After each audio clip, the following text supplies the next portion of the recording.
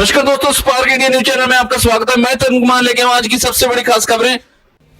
ISS से टकराया तेज गति से घूम रहा अंतरिक्ष कचरा, रोबोटिक्स आर्म में हुआ एक छोटा छेद।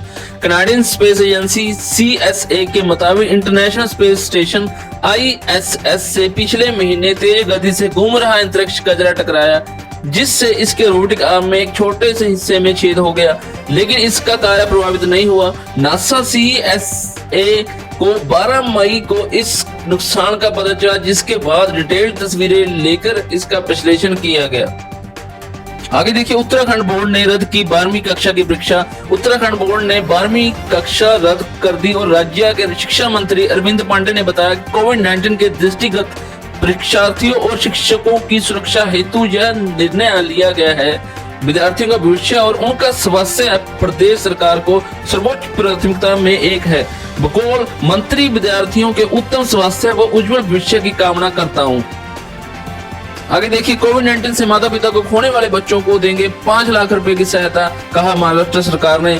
महाराष्ट्र सरकार ने कोविड-19 से माता पिता को खोने वाले बच्चों के खाते में 5 लाख रुपए जमा करने की घोषणा की है, जिसे 21 वर्ष के होने पर वो ब्याज सहित निकाल सकेंगे। बकौल सीएमओ, परिवार ने अगर ऐसे बच्चों को देखभाल नहीं कर पाता है तो सरकार उनकी देखभाल करेगी। वहीं कोविड-19 से किसी एक अभिभावक को खोने वाले बच्चों को 25 रुपए महीना भी मिलेंगे। आगे देखिए, टाइगर श्रॉफ के खिलाफ कोविड-19 नियमों का उल्लंघन करने को लेकर मुंबई में दर्ज हुआ केस।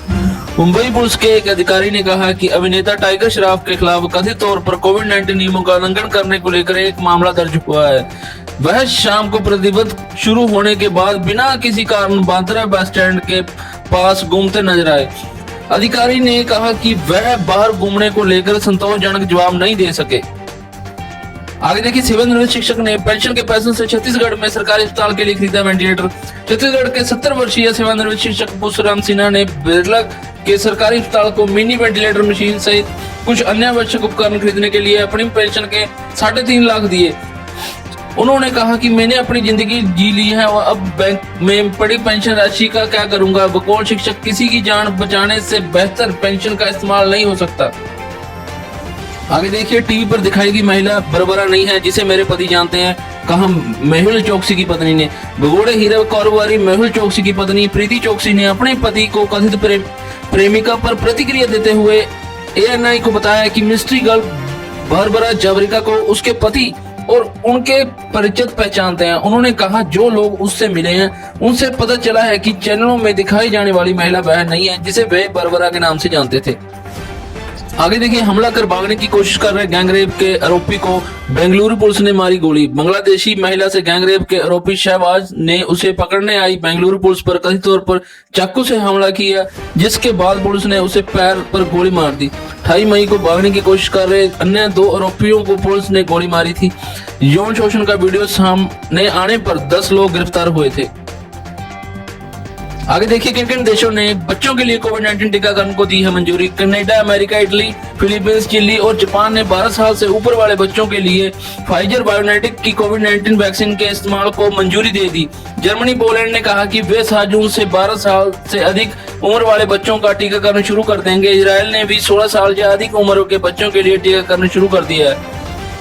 आगे देखिए, मछुआरों को स्पर्म व्हेल के एक शव के अंदर यमन में मिली 10 करोड़ मूल्य की व्हेल की उल्टी। 35 मछुआरों के एक समूह को अदन की खाड़ी में बहते मिले स्पर्म व्हेल के एक शव के अंदर 10 करोड़ मूल्य की एवरग्रीस नामक तत्व व्हेल की उल्टी मिली है। यमन के एक गांव के रहने वाले इन मछुआरों ने तय किया है कि वे मुनाफा आपस में बांटेंगे। गौरतलब है कि एवरग्रीस तत्व का इस्तेमाल परफ्यूम बनाने में होता है। आगे देखिए, पब्लिसिटी स्टंट लग रहा है 5G लागू किए जाने के खिलाफ जूही चावला के मुकदमे पर बोला कोर्ट ने। दिल्ली हाईकोर्ट ने जूही चावला पर भारत में 5G टेक्नोलॉजी लागू किए जाने के खिलाफ याचिका लेकर सीधे कोर्ट का रुख करने को लेकर सवाल उठाए हैं। कोर्ट ने कहा कि यह पब्लिसिटी स्टंट लग रहा है। हमारे पास आने से पहले आपने सरकार से चर्चा क्यों नहीं की।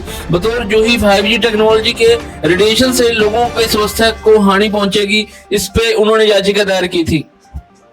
ठीक है दोस्तों, आज के बुलेटिन में इतना ही। ऐसे ही इंफॉर्मेटिव न्यूज सबसे पहले देखने के लिए आप जल्दी से स्पार्क इंडिया चैनल को सब्सक्राइब कर लीजिए।